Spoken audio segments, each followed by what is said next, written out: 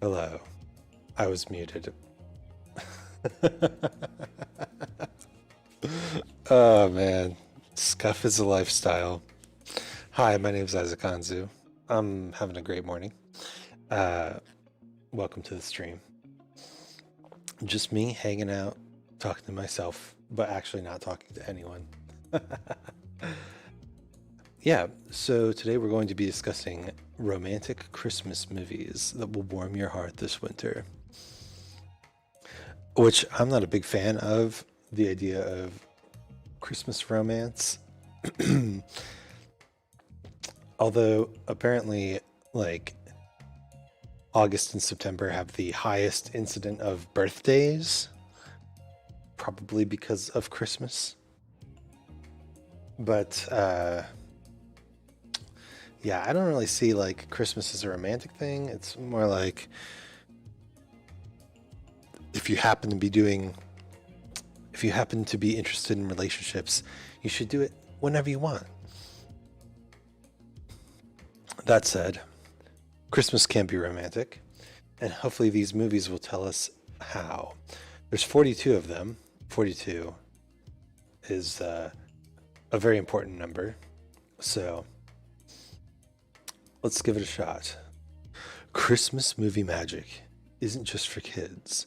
There's something about the mix of good cheer, warm scarves, holiday miracles, and secret wishes. Secret wishes that make the Christmas. Wait, that make the Christmas. That make the Christmas a perfect backdrop for romance. So it's no wonder that so many of the best Christmas movies of all time are rom-coms. You just can't beat kisses in the snow. I think it can, but wait. The best Christmas movies of so many of the best. Was there? This face haunts me. A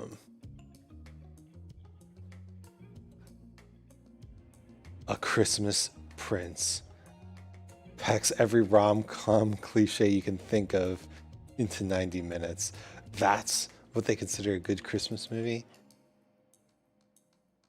Wow. Okay. Good Housekeeping. Sus.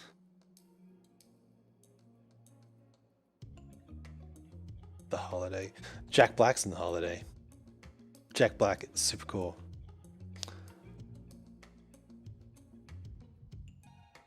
Okay. This is not as interesting as the romance side of Christmas. Nobody understands this better than Hallmark, and they've set a full schedule of Hallmark holiday movies. Are you serious? Hallmark Christmas Movies 21 for your viewing pleasure. Wow. Starting on Friday, October 2nd, 22nd. They know what's up.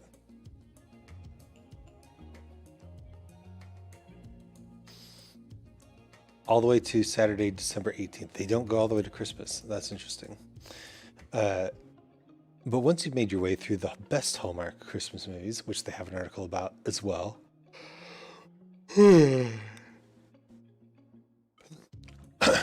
there's still plenty of romance to go around.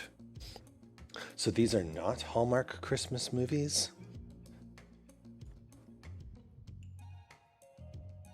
Oh boy. All right. That article is for after this one. The best romantic Christmas movies have a lot of the same elements as the best rom-coms. There's the quiet yearning. What? The mistaken identities, the sworn enemies who turn out to be lovers, and the fake dates that turn out to be something more. Okay, so these are some cliches, obviously. Quiet yearning. Huh. But the whole thing is wrapped in a layer of twinkling holiday lights, cozy plaid, and buffalo checked costumes and wintry goodness that make the whole thing extra special. I'm so concerned right now. What is buffalo checked? Buffalo checkered? That's buffalo checkered? That's what they call that? What? Is this a real thing? Why is it called Buffalo Plaid? A brief history of Buffalo Plaid. I'm not sure exactly when it happened, but somehow over these past few years, Buffalo Plaid moved its way from the rustic fringes to become the dominant plaid during the holiday season. It seems like it's just about everywhere.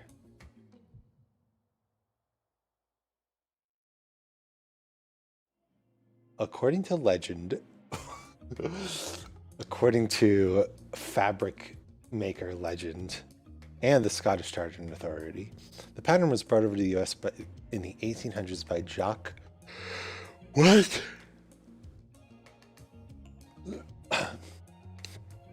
What? Get out of here. Jock McCluskey,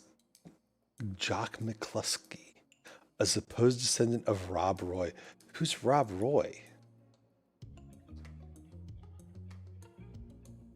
A Scottish outlaw, Robert Roy McGregor, a folk hero, and his descendant, Jock McCluskey. Jock was quite a character who sympathized with the native people. He befriended folks from many tribes and worked as a trader, offering finished goods for buffalo pelts and other items. According to the stories, the Native Americans with whom he worked prized the heavy Scottish blankets in the McGregor black and red, which they believed, or so the story goes, got its right from a sorcerer's hex, a dye distilled from the spirit blood and ghostly souls of McCluskey's prey and enemies, and as a result was said to bring good luck in battle. Yeah, this guy looks like a warrior. Yeah? Look at him. Sizing up his prey. No, wearing this does not make you a warrior. Again, according to legend, Native Americans also couldn't pronounce the Scottish Gaelic word for blanket and instead referred to the blankets as plaids. What? That's where it comes from? According to legend? According to legend is probably my favorite way to cite a source.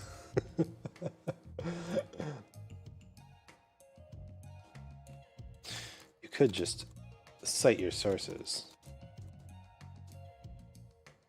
Or you could say, according to legend. Send tweet.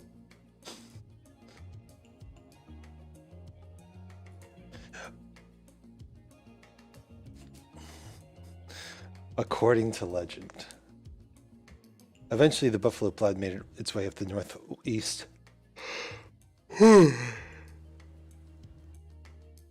Excuse me. To the Woolrich Woolen Mill. In 1850, the company began producing buffalo plaid shirts, and they were an immediate hit. Supposedly, the name comes from the fact that the mill's designer at the time owned a herd of buffalo. It's hard to say how much of the history of the buffalo plaid is true and how much is legend. What we can say for sure is that the pattern is an iconic one that has withstood the test of time. This is a great story. It's got all the elements of a good story. Nothing is confirmed. The main character's name is Jock McCluskey. Jock McCluskey. He's the descendant of a famous outlaw. There's like rumors of a sorcerer's hex or McCluskey's prey and enemies. Who was Jock McCluskey? Ah, that is so funny.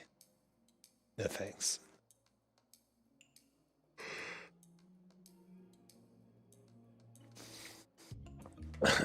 Good Housekeeping doesn't understand that I'm only on here ironically. I don't want them to send articles to my email. All right. Now we know what buffalo checked costumes are. It's a very important fact that Jock McCluskey, Lord of the Buffalo checked costumes, will watch over us in battle and ensure that the blood of our prey and enemies stains our clothing. Then once you finish the Christmas romances, you can check out the funny, animated, underrated, and even horror Christmas movies. That's also going to be for later. All right. Oh, these are on Netflix. Nice. All right. Love Hard, 2021. This came out this year. Part of the fun of holidays is getting something you didn't expect. Unless you're on a dating app and you realize you've been catfished. In Love Hard, an LA based dating columnist flies to New York to meet someone from a dating site, only to find she's been communicating with someone else, who says he'll set her up with the guy of her dreams if she pretends to be his girlfriend for the holidays first. No way this can backfire, right?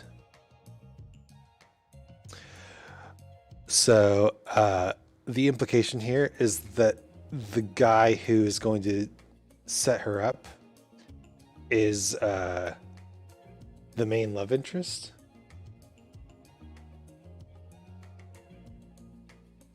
And she is going to pretend to be his girlfriend for the holidays in order to get to the guy of her dreams.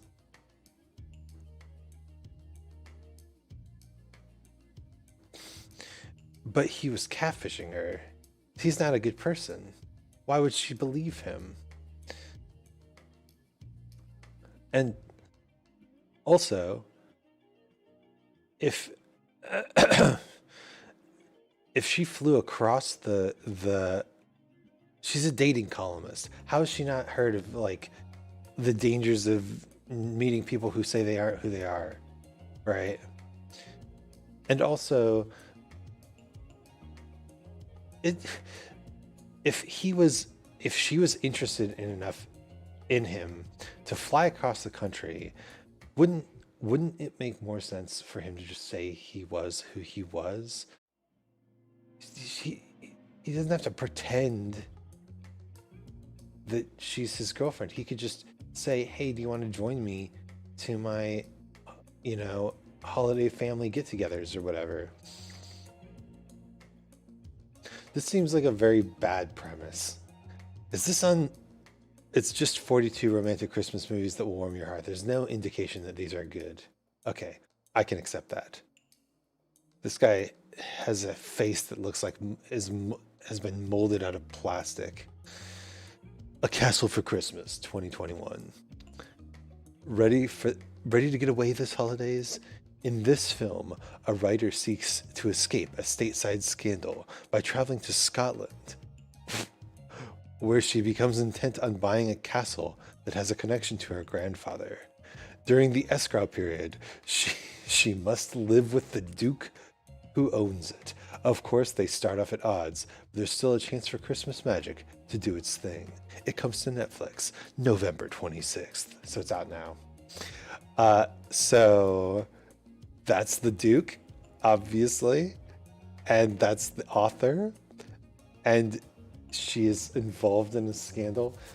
Okay, I'm starting to get the picture that there's at least one person in these Christmas movies who's just not a good person. Okay, so she flees the country.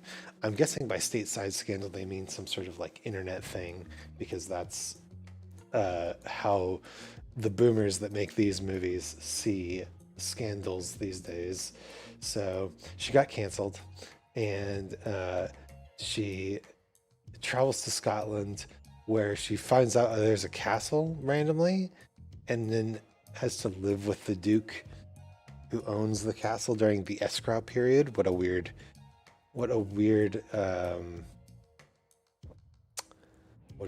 stipulation. I wonder if it's the Duke who wrote these rules.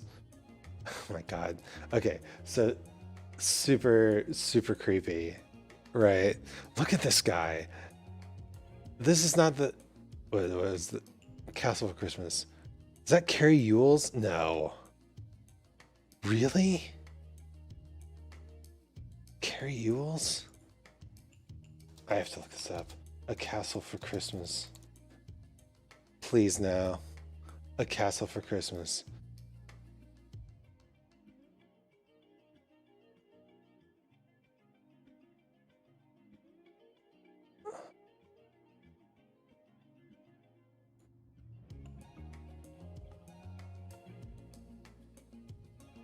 Carrie Ewells is the main guy. Are you kidding me?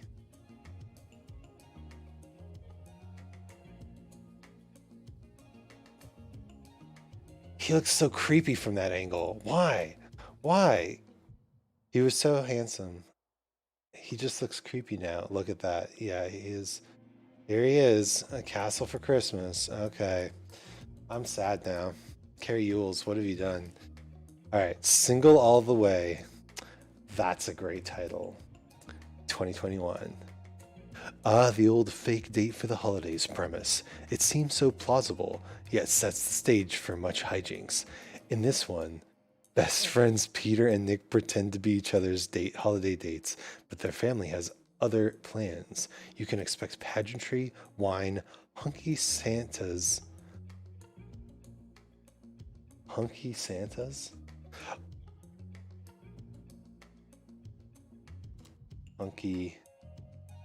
Hunky Santas. Holy smokes, that's a real thing. A little bit of deception, a whole lot of do-gooding, and Jennifer Coolidge. Star Michael Urie tells Entertainment Weekly. The movie comes to Netflix on December 2nd. Okay, so in this one, there's no clear person in the relationship who's a bad person. But who wears earmuffs, like, for real? Do people do that? Fake date for the holidays premise. It seems so plausible. Does it? Pretend to be each other's holiday dates. They pretend. Why? Just go on a date. Are you scared of liking each other? Okay. Sorry. I could actually get behind this one. This is a good title. And they're cute. And hunky Santas. A little bit of deception. A whole lot of do-gooding. Can you have a rom-com without a little bit of deception? Yeah, I think you can. Absolutely. Happiest Season 2020. This movie follows girlfriends Harper and Abby, played by Kristen Stewart, who plan on spending the holidays with Harper's family, only for Harper to admit that she hasn't come out to her family. It's for anyone who's ever had to carry around a secret in front of their families. Okay, that seems perfectly reasonable. Okay. This seems like a good movie. I would actually watch this movie because step number one, it's not about Christmas romance. It's about a story about romance that happens to happen at Christmas, right? The holidays are just the backdrop for getting to spend time together with someone. Second, there's an actual plot. Like, there's actual conflict that needs resolution. In a normal rom-com, the conflict that needs resolution is, are we going to get together? And the answer is always, yeah. Fennec 99, hello, welcome. Welcome to the stream. We're just talking about Christmas movies.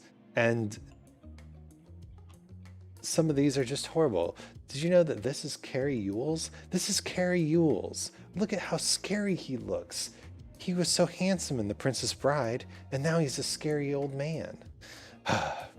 Anyway, I would watch The Happiest Season. It seems like an actual good movie. And hey, Kristen Stewart's in it. She does good work. Holiday. Ugh. Okay, we had Single All the Way as best title so far. Holiday. Ugh. 2020. Tired of hearing her family's pitying comments about her love life, Sloane, played by Emma Roberts, agrees to bringing a platonic +1. Look, if you want to hang out with someone, you don't have to pretend to go on dates with them. You can just ask them to do stuff with you. There was a great story on Reddit just the other day where this guy was I think it was a girl or guy, I don't care. But they were like, they had turned down multiple people because they didn't want to go on dates. But this one dude was just like, "Hey, I've got a couple errands to run. Do you want to come along?" And then just go pick up candy from a store, and then there's like a little theater right near the store, and they're like, "Want to check it out?" And then they go see a movie, and then after the movie, he's like, "Are you hungry? We can grab something to eat." And so they grab some food, and it turns out to be an amazing date, even though it was not set up as a date. You don't need to actually like. If there's anything that's like bad about rom-coms, it's that everybody is extremely oh, Cappuccino is now hosting my stream with 1 viewers. Hello. I don't know anything about hosting, so hello. But hello to people coming to watch. We are critiquing Christmas movies, and so far there's only been one on this list of 42 most romantic Christmas movies 2021 that I'd actually watch, which was The Happiest Season. But yeah, if you want to hang out with someone, you don't need to pretend you're dating. Just hang out. All right. A California Christmas 2020. He's the son of a real estate tycoon. Sent to complete a land deal to buy a holdout farm. Holdout farm is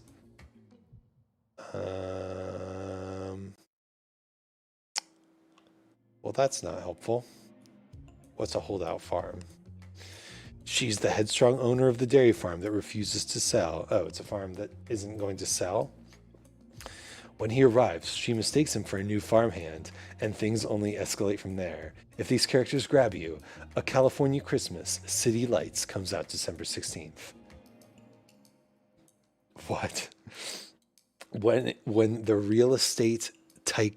rich son of the real estate tycoon comes to buy the family farm, she mistakes him for a new farmhand.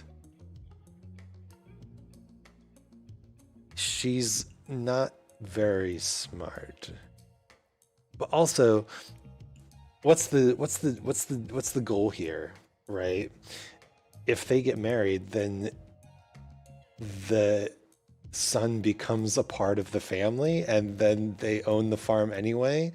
So if you're trying to build this rich real estate tycoon or his son as the bad guy, then, which I don't even know if the movie's doing, but if they are, then guess what? They win in the end. They get the farm. Why do they want the farm? Is it just to renovate the land? There's too many questions, and this movie isn't even out yet. Wait, no. Comes out December 16th, 2020? It is out? This is confusing. Anyway. Holiday in the Wild.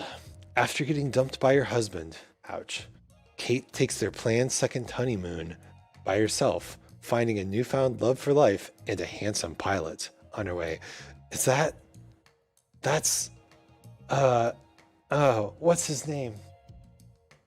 The guy who doesn't age. He was on Parks and Rec. What's his name? God, I'm so bad with actor celebrity names. Is Chris something? No, there's too many Chris's. What's his name? I can't, I have to know. Parks and Rec cast. Not Chris Pratt. Rob Lowe. That's Rob Lowe. Yeah, Rob Lowe as a handsome pilot. Don't mind if I do. But yeah, look, if you get dumped, then it's time to do stuff for yourself, including taking a planned second honeymoon. Although I would feel kind of weird taking a honeymoon that I planned with someone else. Like, if we plan a vacation together and then we break up, I'm not going to go on that vacation. That would be awkward. That would be a little bit weird, I think. All right. Last Christmas. A good song. How's the movie? A cynical and struggling Christmas store employee finds her life turning around after meeting a handsome and mysterious stranger. As with As with all Christmas strangers, as with all Christmas strangers, he teaches her truths about herself. I'm excited for when we get to the. So we have also Christmas horror movies. I'm excited to see if this holds up. Are all Christmas strangers going to teach us truths about ourselves? Is one of those truths what our what our deepest fears look like?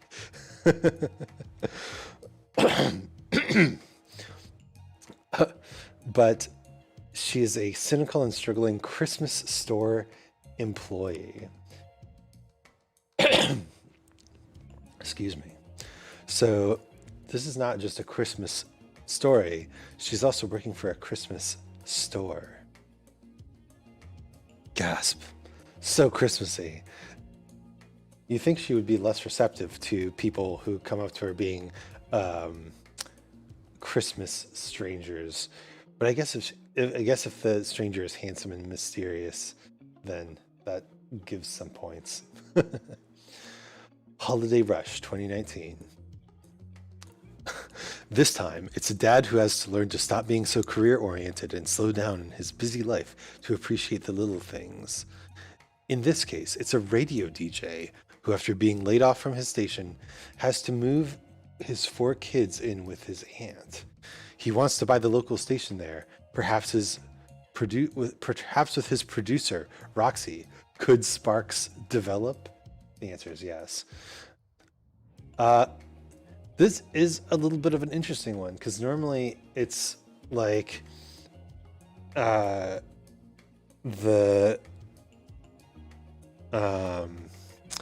the romantic interest is the one who has to teach the main character to slow down and appreciate the little things. But in this case, it looks like it's the kids, and the producer, Roxy, kind of seems like an afterthought, right? I would probably watch this one just to check it out. Like, I like a good family story. They look like a cute family. Although this lady's eyes are scary in this picture. Anyway, and also it's about an enterprising young musician, a radio DJ. Well, maybe not young, but it's cool that a radio DJ can support a family like this. Pretty awesome. Although it might be one of those cases of movies not thinking through the level of housing and career that their protagonists have. Like in Home Alone, how they just have 9 kids and live in this massive house, and it's never explained what the dad does for a living. Just one of those mysteries left to the aether. All right, The Night Before Christmas 2019. She's a high school teacher. He's a medieval knight transported to modern day Ohio. It's not your average meet cute, but it makes for a fun rom-com. I would watch the first 15 minutes of this just to see how that plays out, but it probably develops into like classic like rom-com cliches and fish out of water sort of stuff. You know, it's all of these are just gonna be like stupid rom-com tropes, right? But this is an interesting premise. How did he get transported to modern day Ohio? Why modern day Ohio? What? Okay, first off, is he a medieval knight or is he actually a lord? Because look at this. He is very rom-com handsome.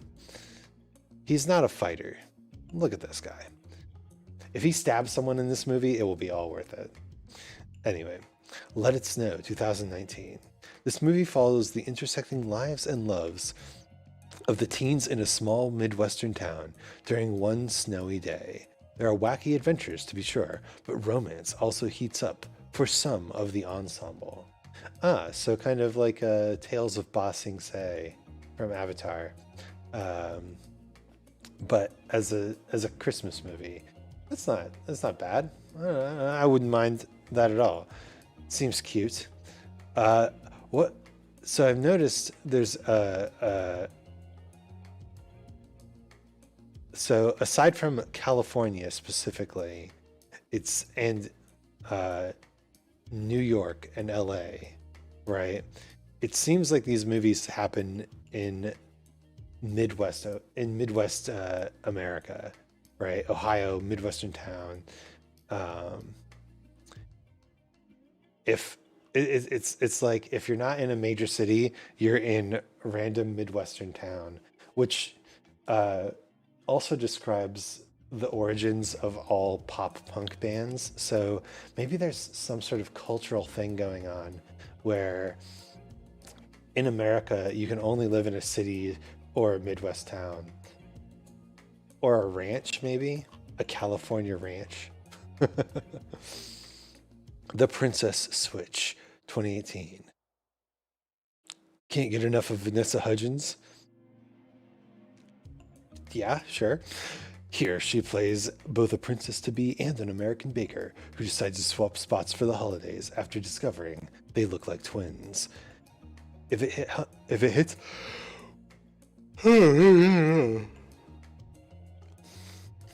if it hits home, you can go back for the sequels. The Princess Switch, switched again, and the Princess Switch 3, Romancing the Star. Why does the okay? So the Princess Switch sounds like the basic Prince and the Pauper story, right? Uh, but then the Princess Switch switched again. But they already switched. How are they going to switch again? And the Princess Switch 3, Romancing the Star. That could either be the most romantic one, or it could be an action adventure fantasy film. Like the classic Romancing the Stone. Romancing the Stone.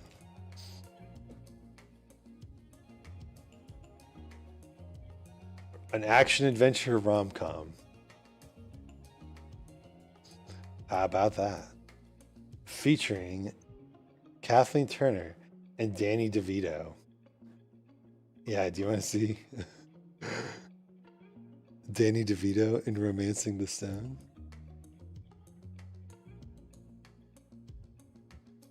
Can you believe it? Is that really him? It doesn't look. No, it's Michael Douglas. That's Michael Douglas. Where's Danny DeVito? Yeah, that's the guy. Look at him. Love Danny DeVito. I was like, no way is that him. Here, look. Here's even pictures of them standing together. The star and then Danny DeVito. He's a good dude, Danny DeVito. I like him. Fan. A Christmas Prince, 2017. A reporter flies to a country called Aldovia to get the inside scoop on a scandalous prince who's about to become king. As time goes on, however, she realizes she might have found her one true love. Netflix has gone on to make 2 sequels, A Christmas Prince, The Royal Wedding, and A Christmas Prince, The Royal Baby. Why would you? He's scandalous. What's the scandal? Is this going to be one of those movies where the scandal turns out to be just a misunderstanding and the media blew it out of proportion and he's like, oh, you're actually a flawless person. Incredible. He's got Mickey Mouse gloves on though, so can he truly be flawless? Something is. Mickey Mouse gloves are always hiding something. A Christmas in New York, 2017. Similar to Love Actually's storyline, A Christmas in New York tells the story of six totally different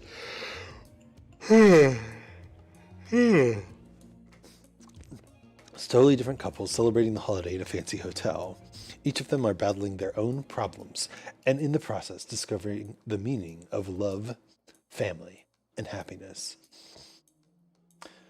So it's kind of similar to Let It Snow and Love Actually. Love Actually really set a precedent there, didn't it? But I kind of don't mind the tell a bunch of smaller stories, right? It works as a movie. Although, then you get movies like Valentine's Day, right? Valentine's Day movie. Yeah, where it's just like, let's get the film received negative reviews but was a box office success. Well, that's because they had Jessica Alba, Kathy Bates, Jessica Biel, Bradley Cooper, Eric Dane, Patrick Dempsey, Hector Elizondo, Jamie Foxx, Jennifer Garner, Topher Grace, Anne Hathaway, Cardi Jenkins, Ashton Kutcher, Queen Latifah, Taylor Lautner, George Lopez, Shirley MacLaine, Emma Roberts, Julia Roberts, Bryce Johnson, and Taylor Swift. Taylor Swift. I'm not a fan of Taylor Swift, and she keeps popping up everywhere. But yeah, you get these movies that are just like, oh, well, we'll just tell even more stories with even more famous people. But I've never heard of A Christmas in New York.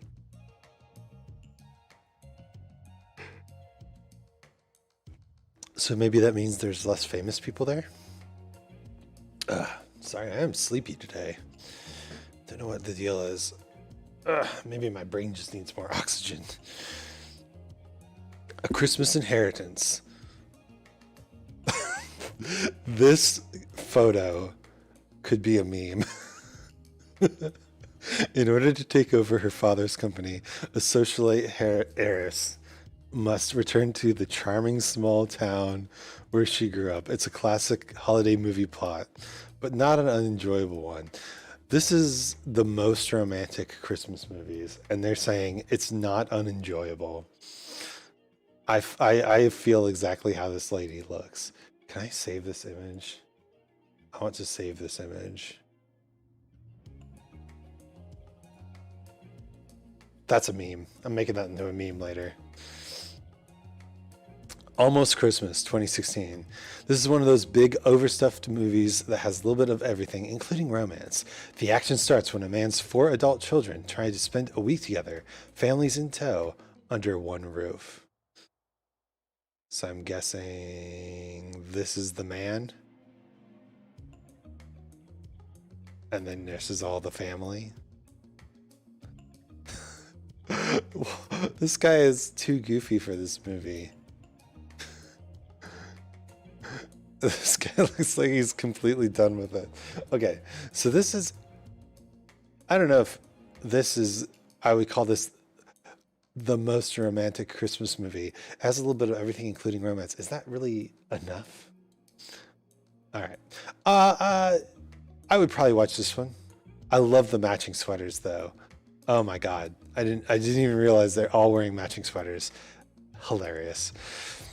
Carol, 2015. A young woman working in a department store meets a glamorous older woman who comes in while Christmas shopping, and the two begin a secret affair in 1950s Manhattan.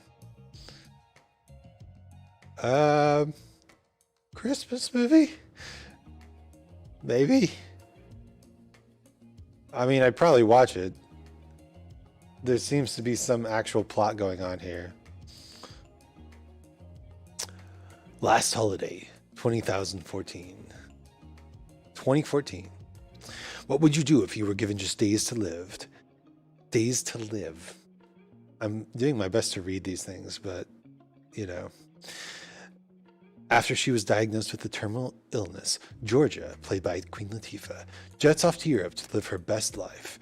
And in doing so, she gets the attention of her crush, Sean, played by LL Cool J, and the romance takes off at the most heartbreakingly inconvenient time. Why would you do that? Is that romantic?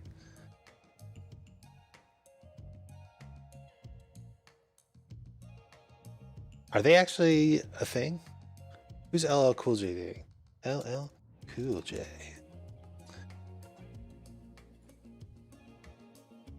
He is so cute.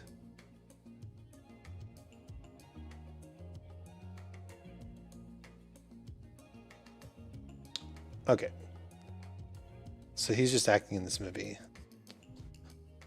Yeah, I mean, look, I mentioned this on the Dairy Types stream, but if you are into people who are dying of terminal illnesses, then the problem is you. Please don't do that. That's not good. All right. The Best Man Holiday 2013.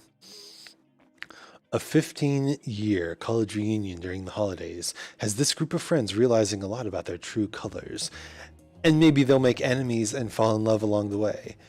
This ensemble movie has it all, from melodrama to comedy to romance. Sure. I mean, when you tell me that a movie has it all, it tells me that there's probably going to be like one good story, one maybe two.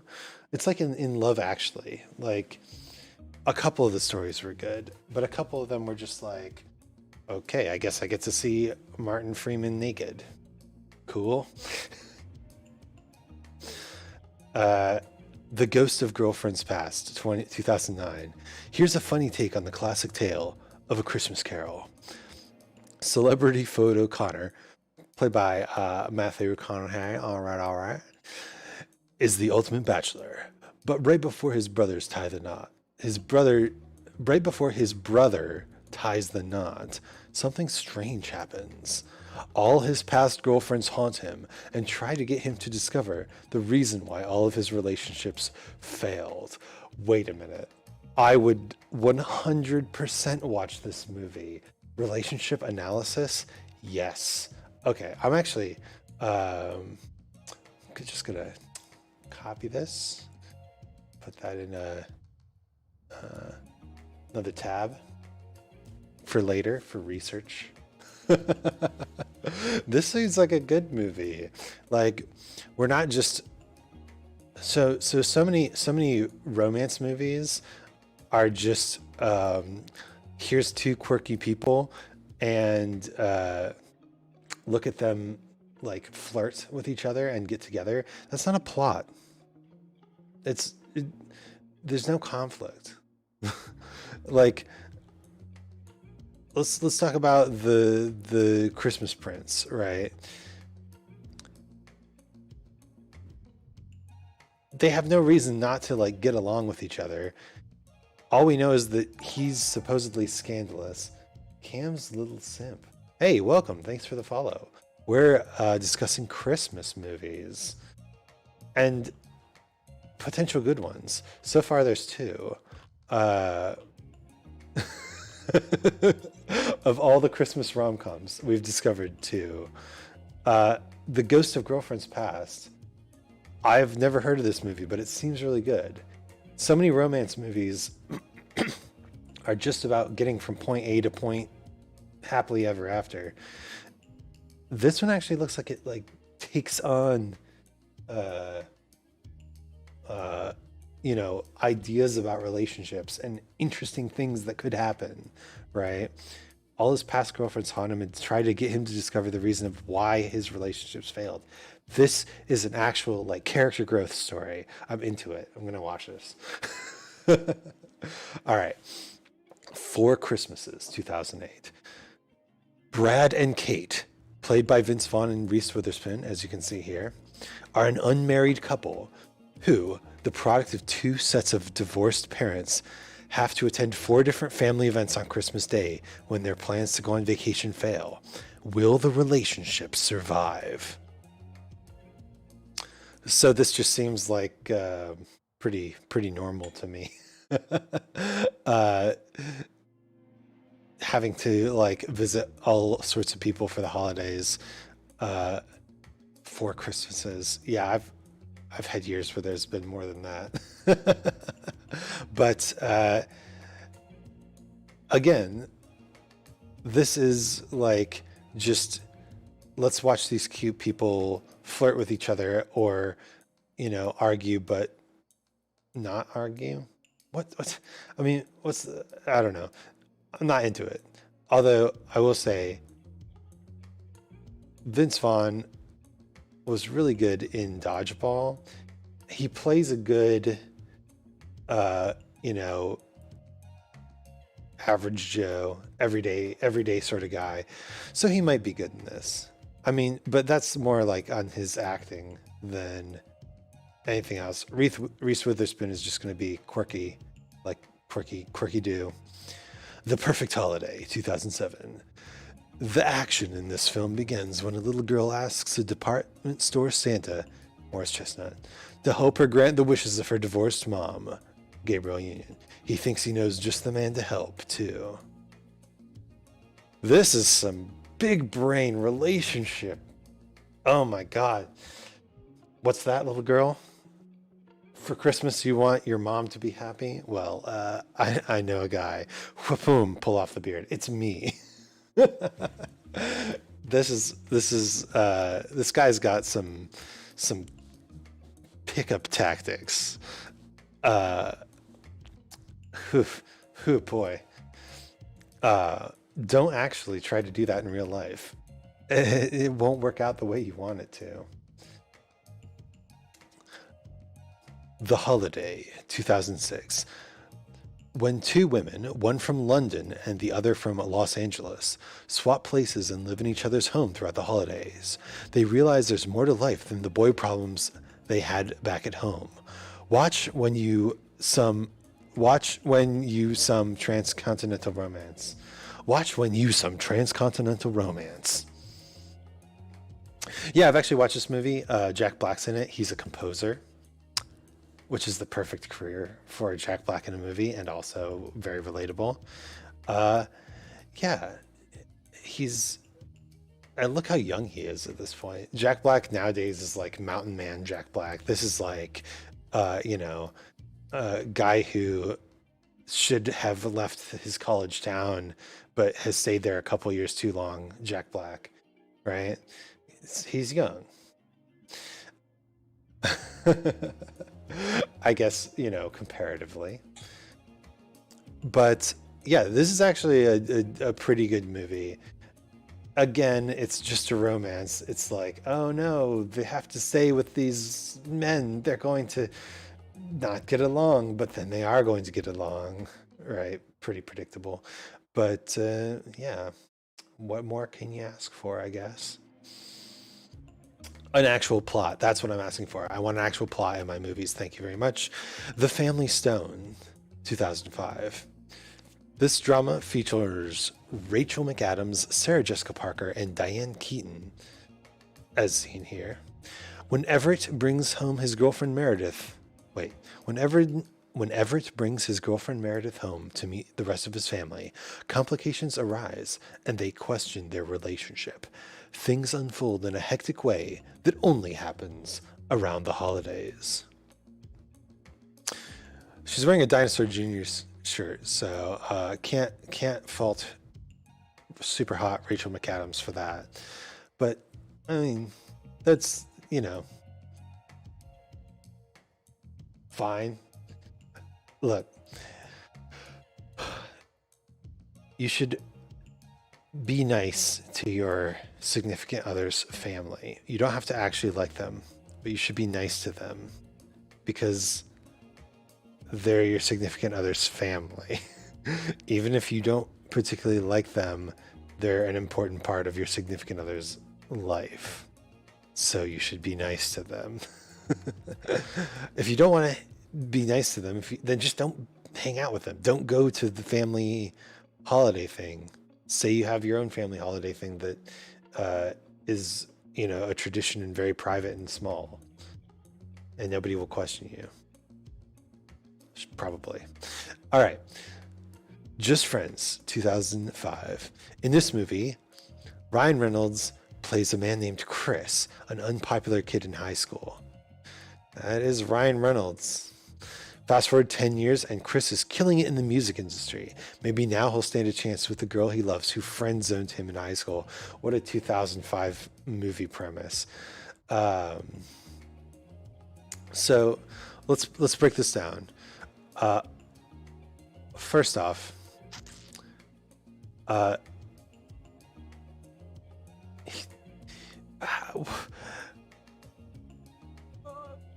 okay, Ryan Reynolds, fine.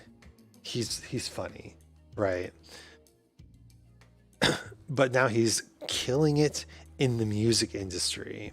He's a successful career man, and that is what he thinks will change the dynamic between a girl who thinks of him as a friend and him. That's what he thinks will change this. This is basically just like, hey, look at my money, look at my success. Maybe I'm, you know, more dateable now, but that's not really how people approach relationships. Look, if you're not successful and then you become successful and all of a sudden people are interested in being with you, they're not actually interested in being with you. They're interested in being with someone successful, right? This is why, like, you see a lot of like celebrities go through breakups or only date other celebrities, right? Because it's so hard to be or find someone who actually can look past the you're successful uh, metric and actually like get to know you as a person and like you or dislike you as a person. And you don't have to be a celebrity level for that to happen.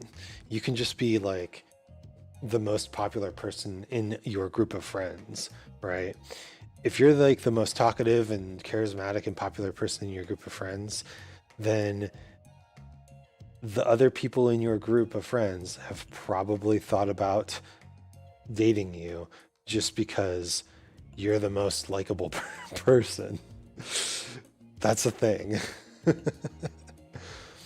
All right, Love Actually. Yep. You can't talk about romantic Christmas movies without Love Actually.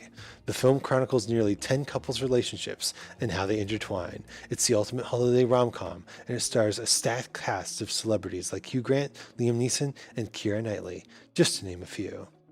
Yeah, look, this is the movie that started all the bad holiday movies.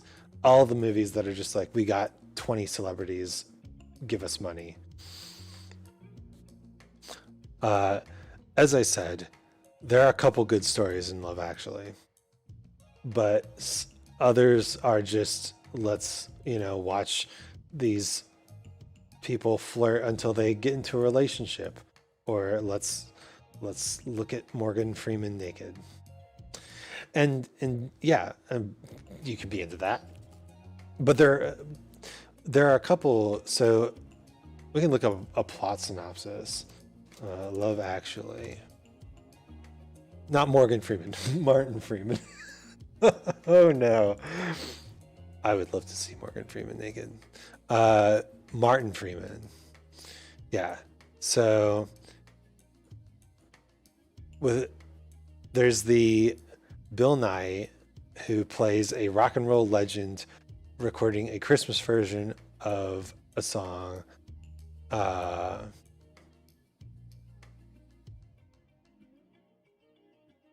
And then he like gets to know his manager better. This is a pretty terrible one. Juliet, Peter. Their wedding is videotaped by their best man Mark. Although the couple believes Mark dislikes Juliet, he's actually in love with her. Yeah, so this is probably the worst one because on Christmas Eve, Juliet answers the doorbell to find Mark. Mark carrying a boombox and playing a Christmas song and on large cue cards. Yep. On which he shows her he loves her unconditionally. As he walks away, Juliet runs after him, gives him a quick kiss, and returns inside.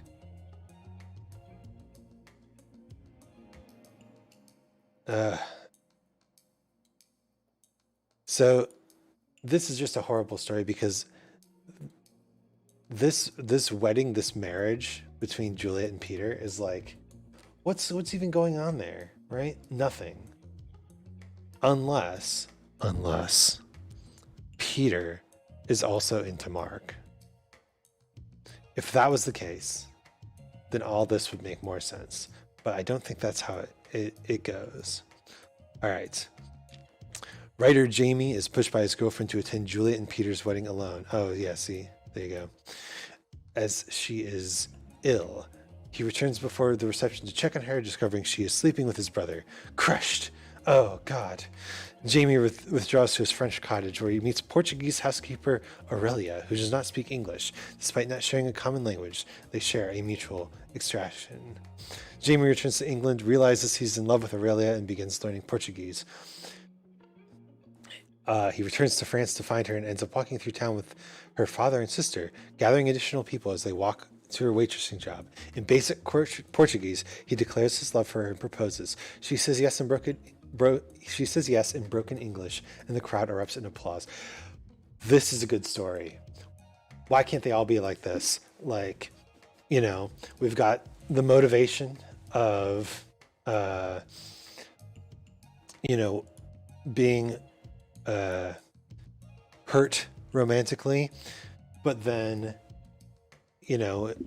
finds a new interest. But there's a barrier, there's a plot, right? There's an actual conflict that needs to be resolved, right? They don't speak each other's language.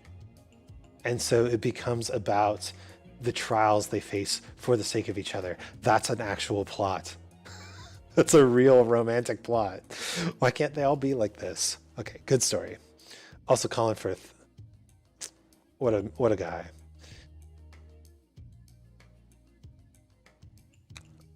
Oh, she was on Eurovision? Nice.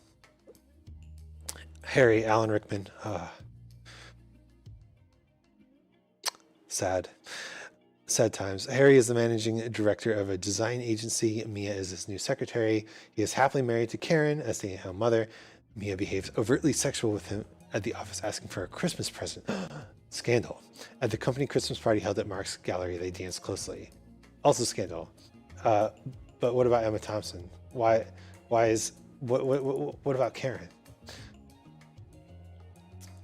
While Christmas shopping, Harry calls Mia asking what she wants for Christmas and is almost caught by his wife purchasing an expensive necklace from the jewelry department thanks to the salesman Rufus. Rowan Atkinson. Good job, Rufus. Expose the secret. Later on, Karen finds it in Harry's coat pocket, assuming it is for her, opening a similarly shaped box for her under the tree on Christmas Eve. She's heartbroken to find it is a Joni Mitchell CD.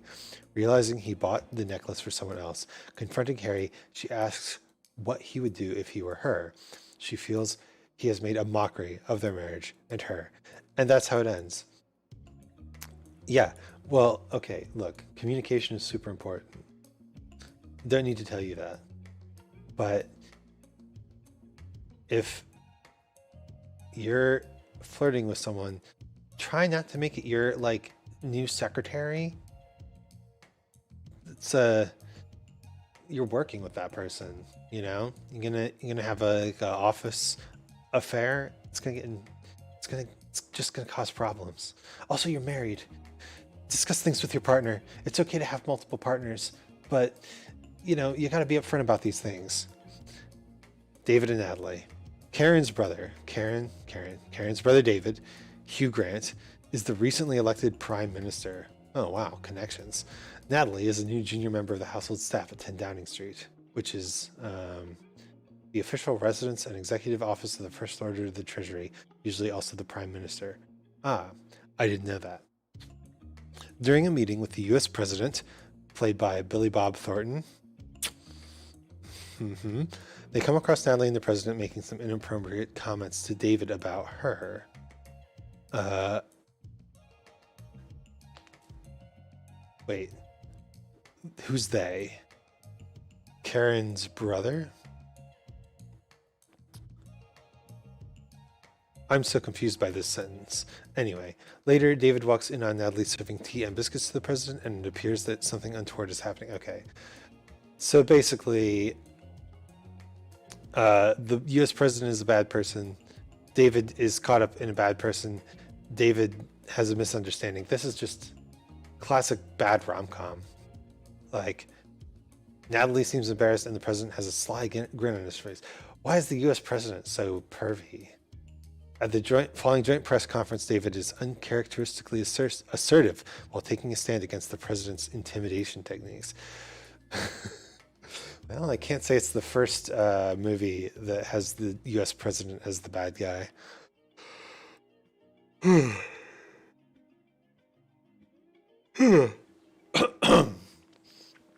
Feeling uncomfortable around Natalie, David has her moved to another job. Okay, this is good. Good job, Hugh Grant. If you feel uncomfortable around someone at work, then you should try your best not to work with them, right? And he has the ability to move people around. However, he is spurred to action on Christmas Eve when he finds her card declaring that she is his and only his. He finds her after a door-to-door search of her street. Her entire family is on their way to a multi-school Christmas play, and he offers to drive them so he can talk to her. As Natalie sneaks him into the school, he runs into his heartbroken sister, Karen, who believes he is there for his niece and nephew. Oh, well, I did not realize that Harry and Karen also had kids. Oh, but I guess she's a stay-at-home mother. Ugh, geez, Harry, you really messed up. As David and Natalie try to keep from being seen and watch from backstage, they finally kiss. Everyone sees them kissing as the curtain rises. Oh, wow. It's quite the event for a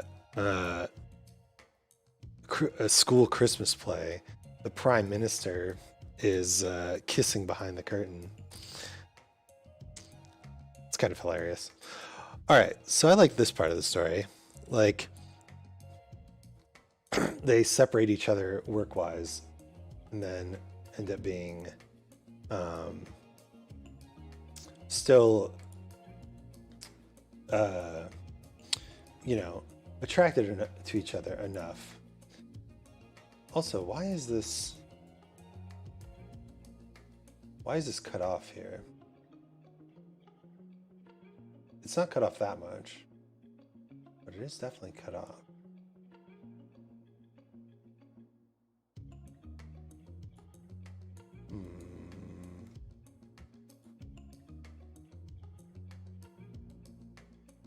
No? Okay. I don't understand. I'll figure it out later. Daniel, Sam, Joanna, and Carol. How many of these are there? Holy smokes. Romance, friendship, professional, family, other. Wow. Wait. Keith Billy Campbell octopus? He plays an octopus? And that octopus is in a family with the Prime Minister's catering manager? I need to apparently watch this movie again. Okay. Well, Love Actually. It's okay. Some of the stories are good, some of them are not good. Elf. Sure, this comedy is about saving Christmas and father-son relationships, but it's also about the romance between Will Ferrell's Buddy and Zooey Deschanel's Jovi. Who could forget their Baby It's Cold Outside duet? Yeah, Elf is just a Christmas classic.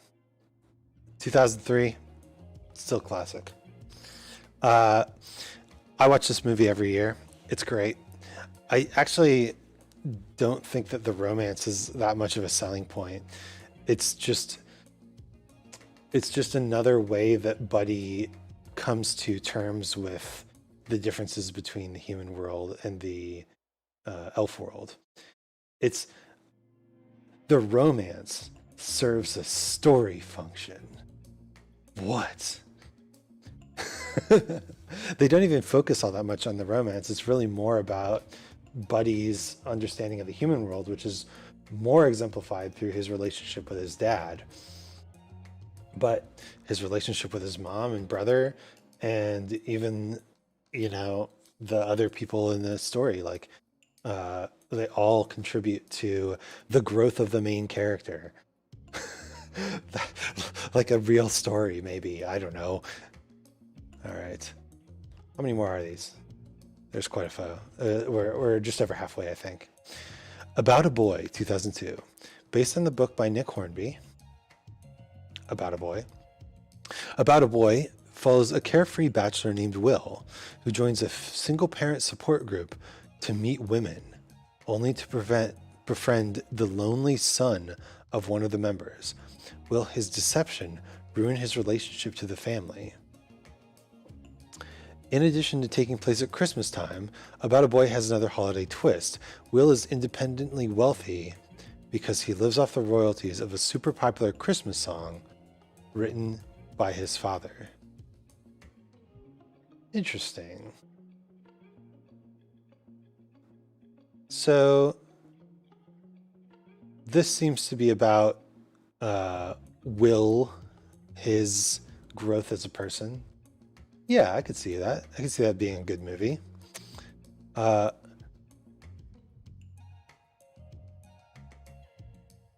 single parent support group to meet women. He's kind of scummy, but I guess if he is befriending a lonely son and maybe becoming a better person, that would be a good character arc.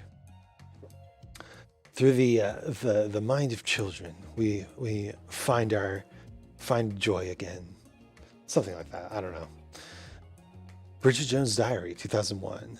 This hilarious movie is about a woman named Bridget, Renee Zellweger, who tries to improve herself for the new year by keeping track of literally everything in her diary.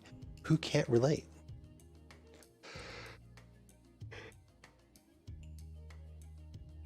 Yeah, I mean, this is a classic. Is it Christmassy? I guess it's kind of Christmassy.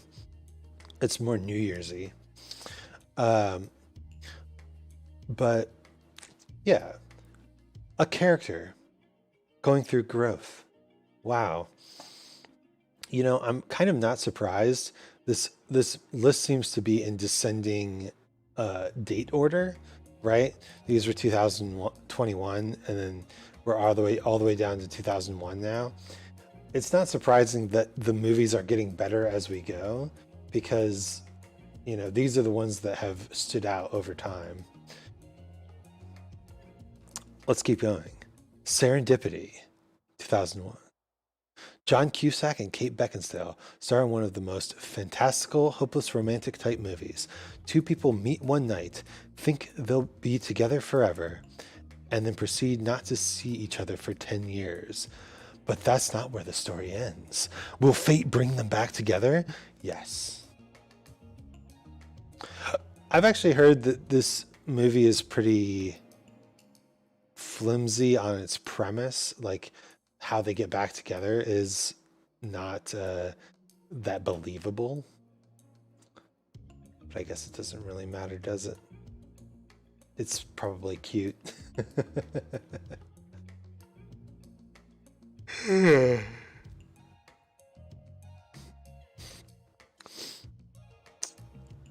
Also, like, you can absolutely click with someone on first meeting them, but you should always get to know them fully before you commit to thinking you'll be together forever or trying to start a long-term relationship, right?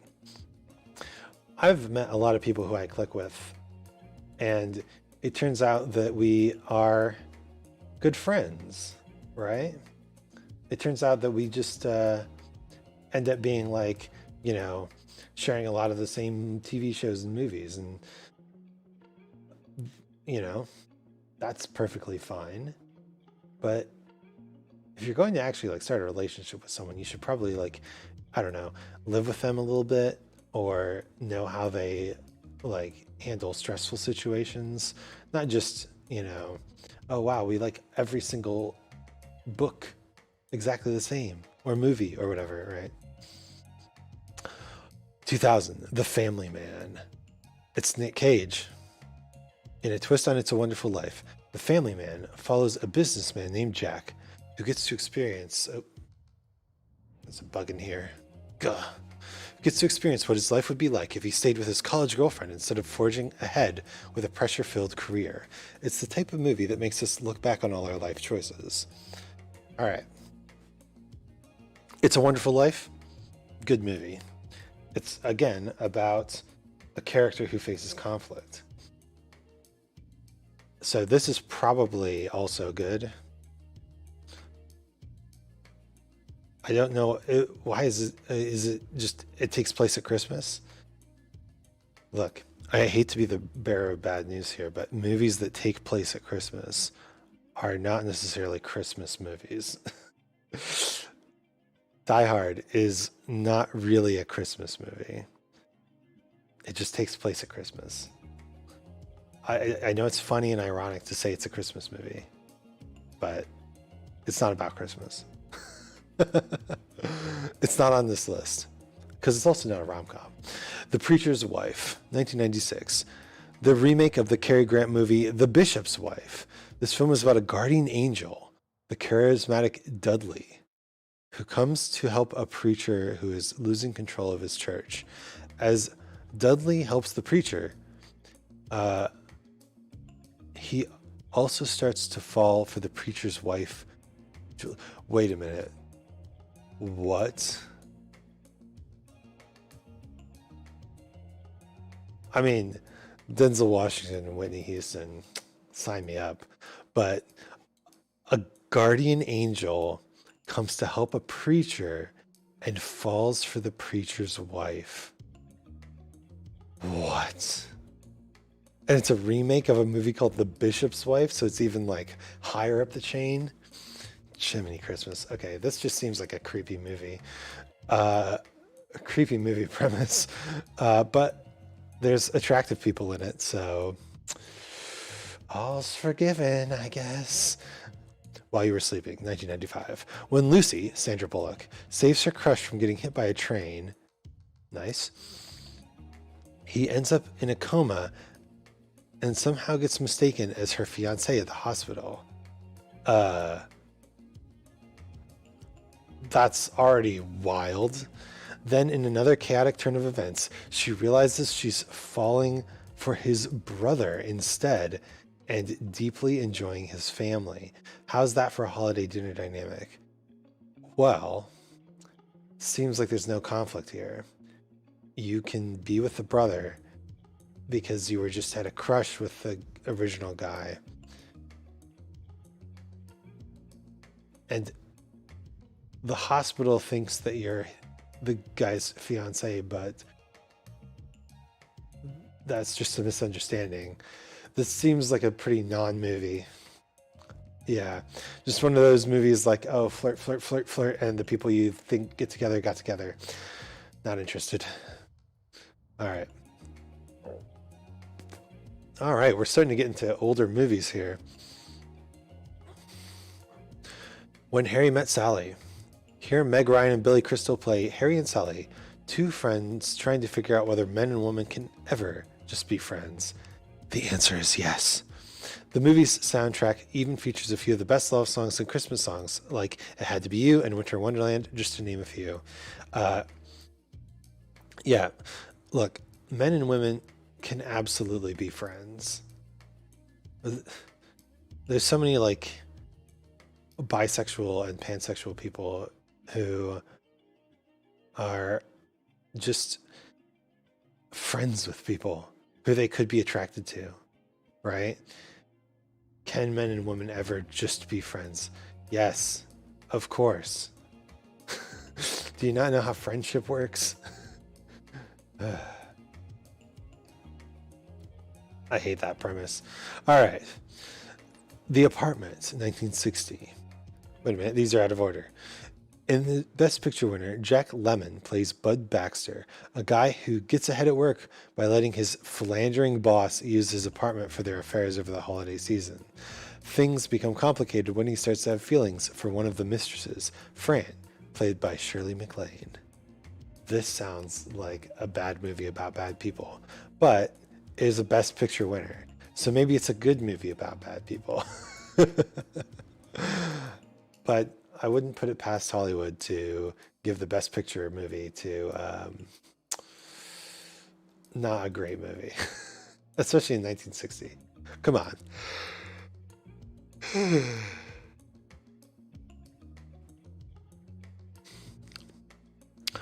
Bud Baxter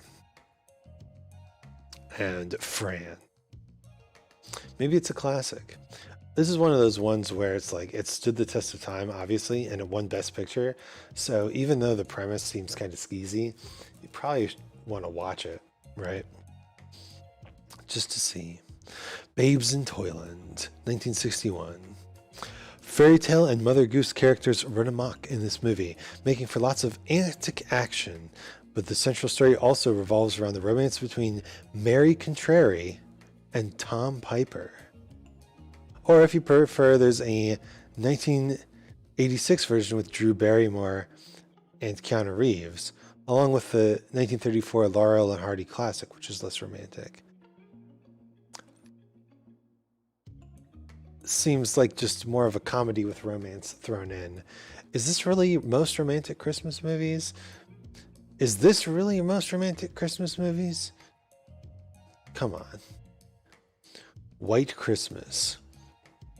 Two World War II vets leave the army to become entertainers, only to find themselves involved with romances with a pair of sisters. In addition to the romance, there's singing, dancing, and lots of drama in this classic film.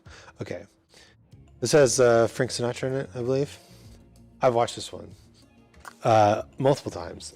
It's actually one of my wife's favorite films.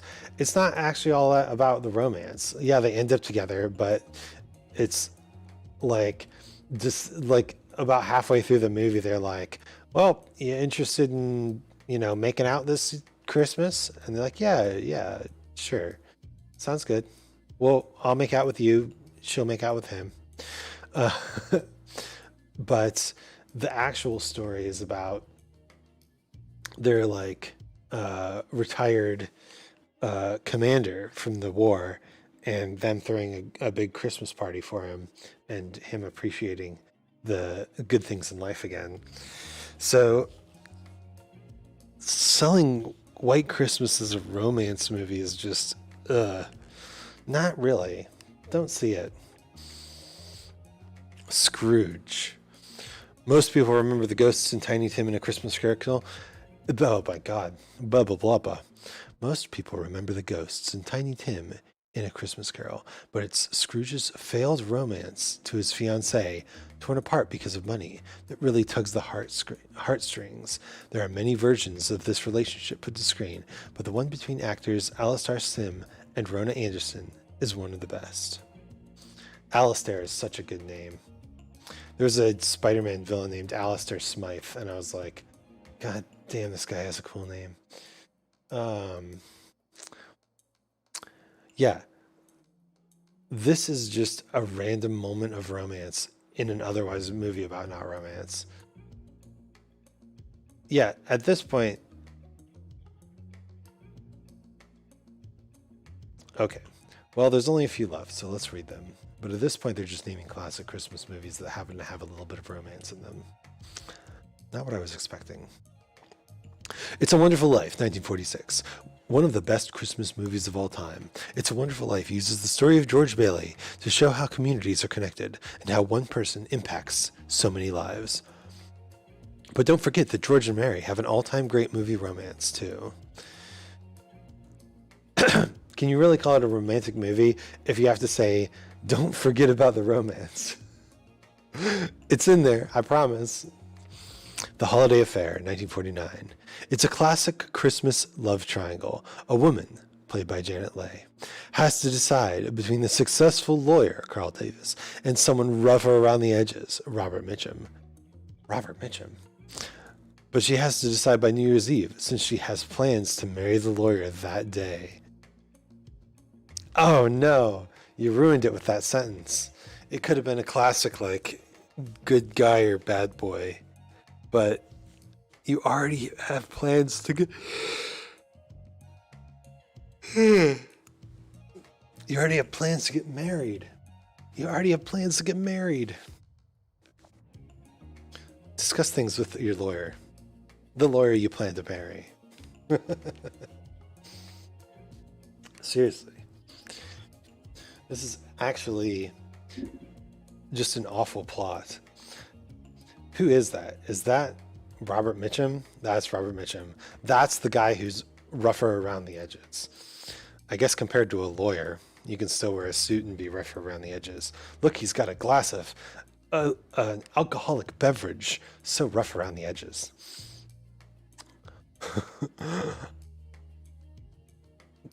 Yeah, that's just a horrible, horrible movie plot. My choices are the man that I am slated to marry on New Year's Eve, and it's Christmas. That's less than a week away. Or this dude that I met who is spicy. A spicy boy. Is it the man that I have professed my love to, or is it a spicy boy? Not a good plot. Christmas in Connecticut, 1945. Barbara Stanwyck stars as Elizabeth Lane, a journalist who presents herself as a consummate homemaker living on a farm in her columns. In reality, it's all a fabrication, and she's a silly city dweller who doesn't know how to cook. I can read. Things get dicey then when the head of the magazine announces that a war hero will spend the holidays on her farm for a story, and even more complicated when he turns out to be played by the handsome Dennis Morgan. Christmas in Connecticut. Well, if this is supposed to be a farm, it looks more like a city apartment with those big windows. But here we've got a not a romance again. Oh no, he's handsome. They're going to get together. What about her magazine job? Is that addressed? I guess I would watch the movie to find out how well they address her deception. Does she grow as a person? This is what I care about. All right. The shop around the corner, 1940. Two co-workers at a store in Budapest couldn't be more at odds. They can't stand each other, but absolutely adore their faraway pen pals. As it turns out, the pen pals are much, much closer than they think. If this romantic plot might sound familiar, it inspired Nora Ephron's You've Got Mail. Yeah, I mean, that's pretty good story, actually. So the character development here is like they both see this other person as just the surface, but then they expose their inner selves to their pen pals.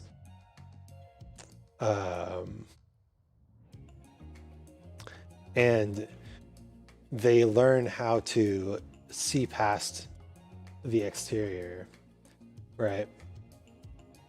Yeah, that's actually a pretty good movie. I would watch that. All right.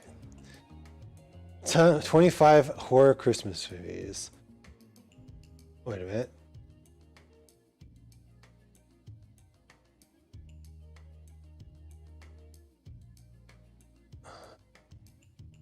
Where's the article?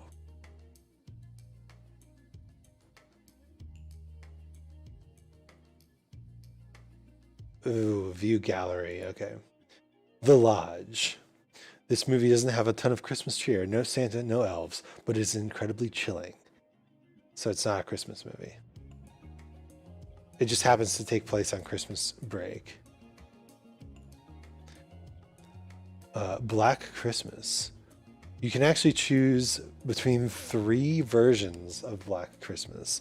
There's the excellent 1974 original with Margaret Kidder and Olivia Hussey, the 2006 remake directed by X-Files alum Glenn Morgan, or the most recent take on the material, a 2019 remake. All the versions of the film follow a group of sorority girls as they're stalked by a terrifying stranger during the Christmas break.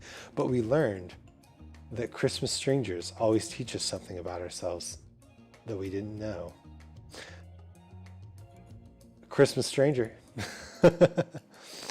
Anna and the Apocalypse. Comedy, then just street horror, musical, zombie film. So not a holiday movie. Okay. Now this is what I'm talking about. Better watch out. This combines the backdrop of a holiday movie with one of the staples of the horror genre, the menacing the babysitter tale. In it, 12-year-old Luke and his 17-year-old babysitter Ashley are left alone for the night, and there's trouble brewing. It gets bonus points for actually referencing Home Alone. Sure.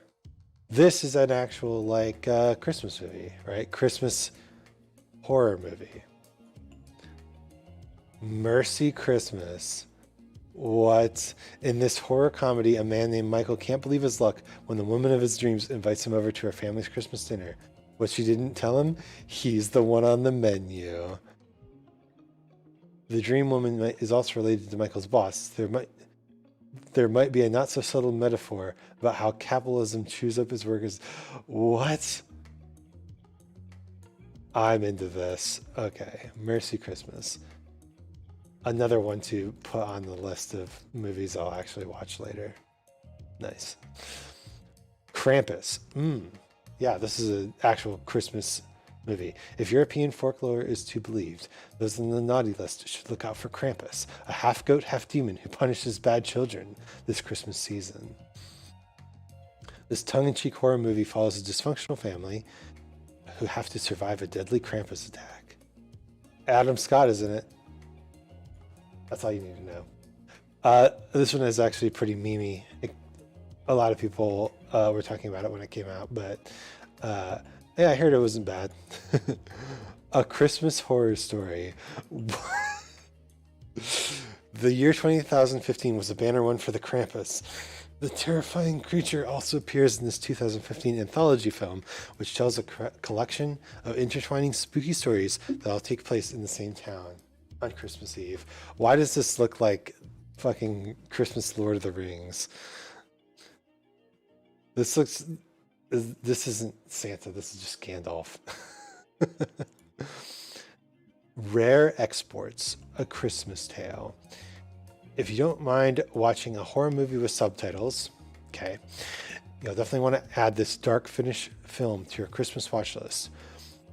In it, an excavating company unleashes the power of something that was only previously known in a myth in indigenous folklore. This movie has garnered comparisons to John Carpenter's The Thing, and not just because of the snowy setting. Well, The Thing's a great movie, so high praise.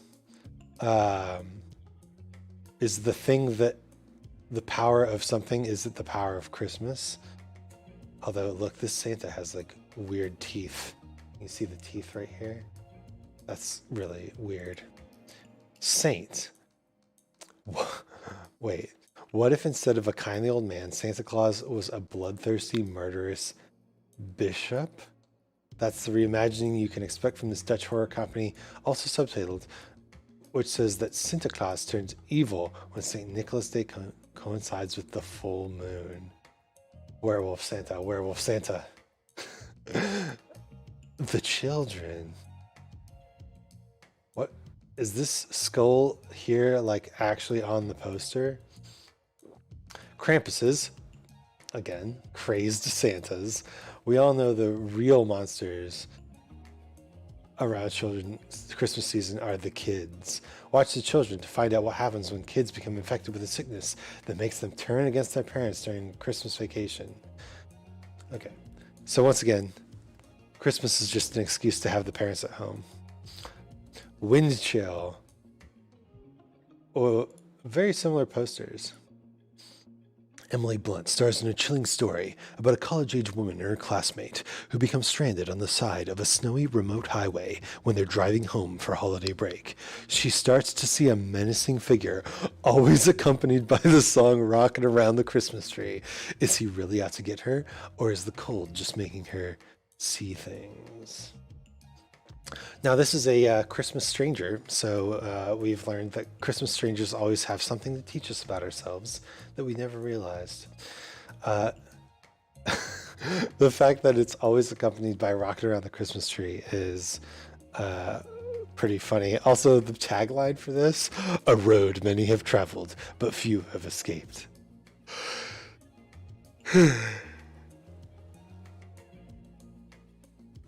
This seems funny. This seems actually like hilarious to watch.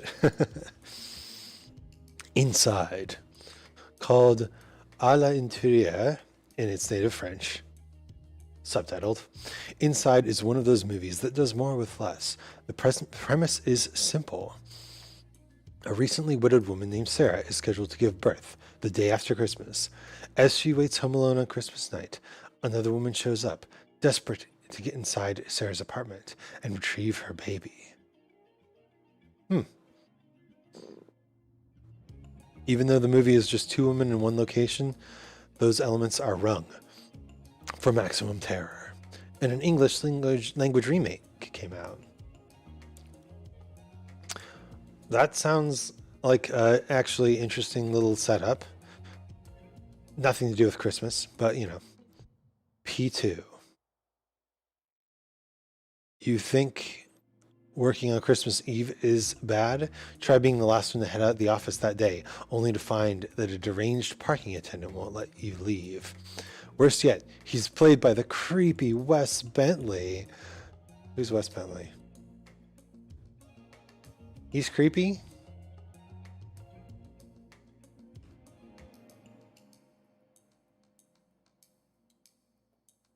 Yeah, he's a little creepy. It looks like he's oh,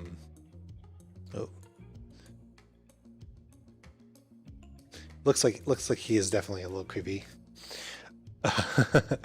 uh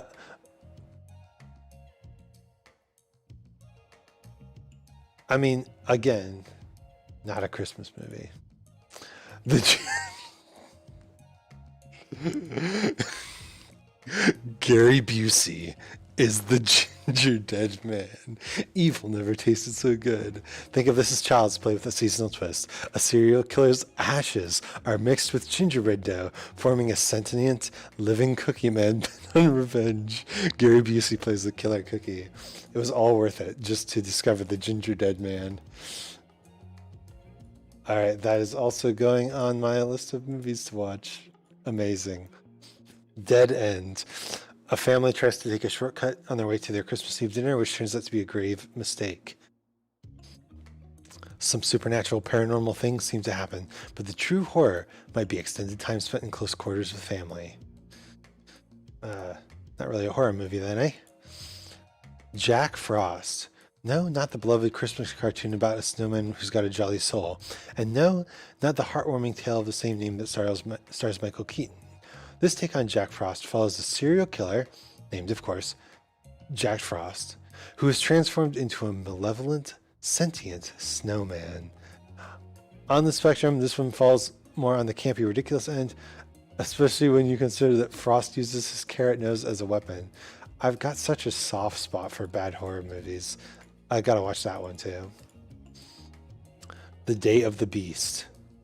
In this subtitled Spanish film, a rogue priest scours the New Testament, a rogue priest, and determines the exact date the Antichrist will arrive. And surprise, it's midnight on Christmas Eve.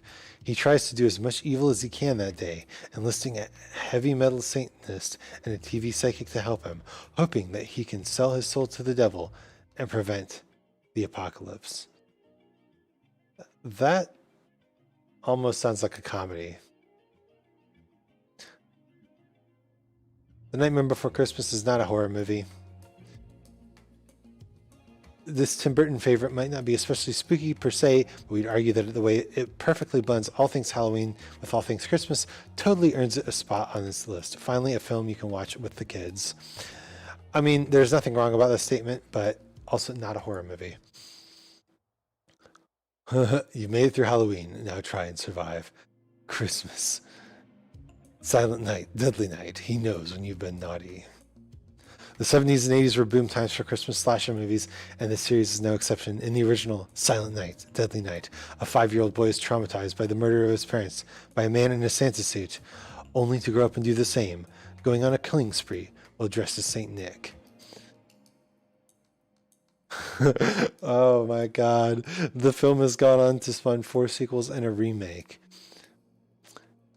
Silent Night, Deadly Night, Part 2. Silent Night, Deadly Night, Part 3, Better Watch Out. Silent Night, Deadly Night, Part 4, Initiation. And Silent Night, Deadly Night, Part 5, The Toy Maker. And the concisely named Silent Night. Can you say marathon? That actually seems like, I mean, 80s slasher films are pretty classic, but probably not actually a good movie. The sequels might be funny.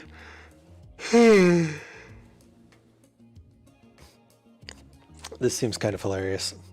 This is no longer Isaac Anzu's like Gremlins is a Christmas movie the way Die Hard is a Christmas movie. Yeah, not a Christmas movie. Christmas Evil. This slasher flick was very controversial when it first released in 1980, yet over the years this campy horror film has become a cult favorite. It's about a Christmas-obsessed boy who, after learning the truth about Santa, grows up and eventually snaps, going on a killing spree in his Santa suit. It has been called the taxi driver of Christmas movies.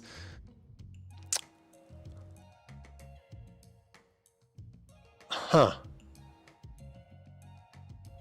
Yeah, all right. Well, so similar premises to the other ones. Silent Night, Bloody Night.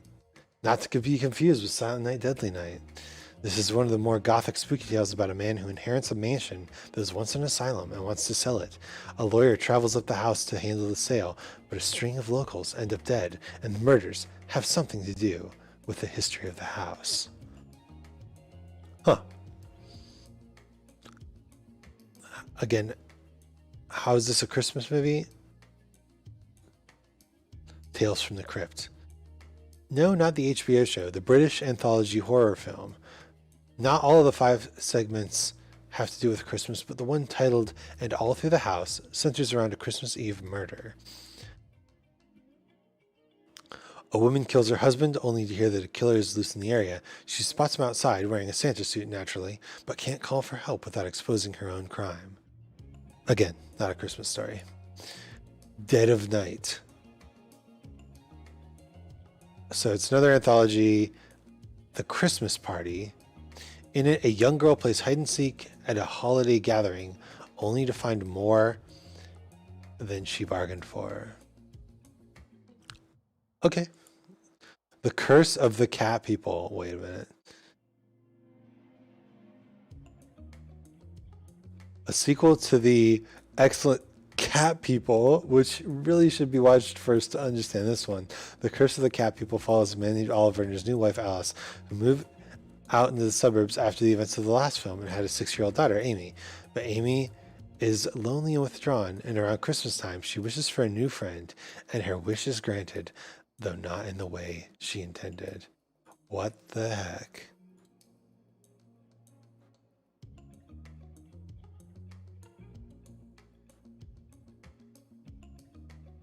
Yes, except the cookies. What the heck? Okay. All right, so not a Christmas movie again. Huh.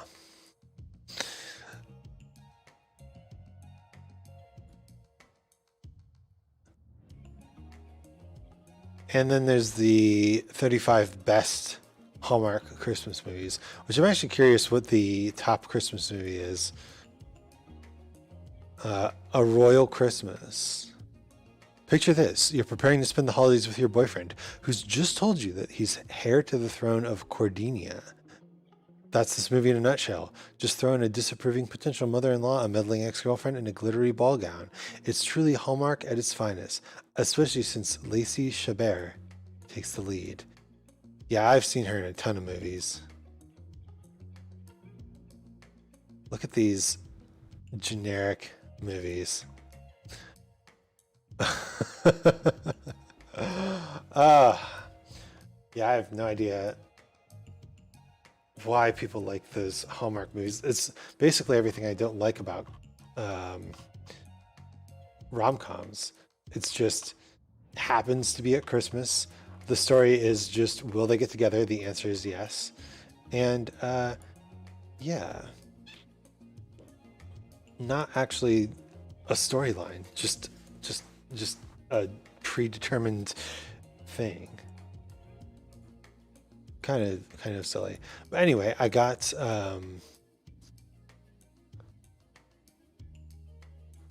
4 movies to watch: The Ghost of Girlfriend's Past, and then 3 horror movies.